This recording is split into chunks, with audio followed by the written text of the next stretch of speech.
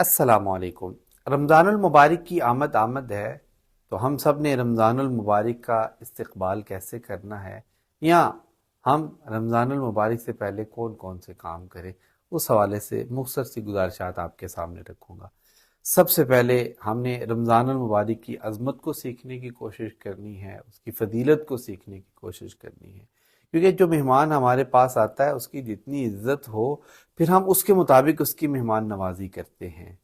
تو رمضان المبارک کی عظمت کے تو کیا بات ہے، وہ مہمان ہمارے پاس آئے گا تو ہم نے اس کی خوب مہمان نوازی کرنی ہے، لیکن اس کے لیے ضروری ہے کہ ہم سب سے پہلے رمضان المبارک کی عظمت اور اس کی فضیلت کو سیکھنے کی کوشش کریں۔